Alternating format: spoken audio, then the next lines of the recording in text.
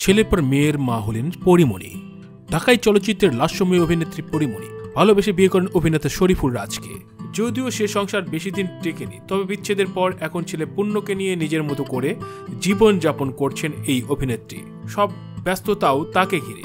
এদিকে ভারতীয় গণমাধ্যম আনন্দবাজার একটি প্রতিবেদন লিখেছেন চিত্রনায়িকা পরিমণিকে নিয়ে। এতে তিনি জানিয়েছেন, ছেলে পূর্ণের পর এবার মেয়ের মা হয়েছেন তিনি। পরি লিখেছেন, আমার মেয়ে এলো ঘরে, আমার মেয়ে সাফিরা সুলতানা প্রিয়ম, এই নামেই বিশ্ব চিনবে ওকে। ছেলের পরে মেয়ে, কি যে আনন্দ।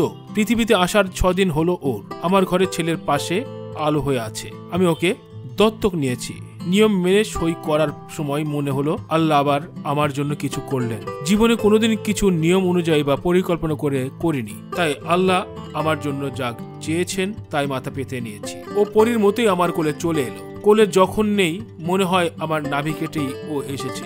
ওর ছবি এখন দিচ্ছি না, কেউ রাগ করবেন না, মা তো আর কিছুদিন যাক। তিনি লিখেছেন, ছেলে আসার পর থেকে বাড়ি ও বাইরের সব দায়িত্ব নিজে সামলাচ্ছি। কি করে যে পারি, ছবির কাজ একটানা করতে পারছি না, কিন্তু আমাকে তো এবার আরো কাজ করতে হবে ছেলে আর মেয়ের জন্য। খুব শিগগিরই প্রীতিলতার কাজ শেষ করতে হবে, ওটা আগে করতে চাই, সেজন্য আগের চেহারায় ফিরতে হবে। পরিমণি আরো বলেন, আমি যা মন থেকে চাই তাই করি। কে কি বলল সেসব নিয়ে কোনোদিন ভাবিনি। কে বলেছে বাবা ছাড়া সন্তান মানুষ করা যায় না? কে বলেছে জন্ম দেওয়া বাবা মা ছাড়া সন্তান মানুষ হয় না? এইসব নিয়ম সমাজের তৈরি। এই তো আর কয়েকদিনের মধ্যেই মাতৃদিবস নিয়ে হইচই হবে, কিন্তু সেখানেও তো পিতৃতন্ত্রের আদলে তৈরি করা মেয়েদের জয়গান। এসব কিছু থেকে নিজেকে সরিয়ে কাজ আর সন্তানদের নিয়ে বাঁচবো আমি। এখন রাতের দিকে সব শান্ত হয়ে আসার পরে একদিকে ছেলে আর একদিকে ঘুমন্ত মেয়ের মাঝে যখন চোখ খুলে দেখি, তখন মনে হয় পরিমণির আকাশটা বড় হয়ে আসছে।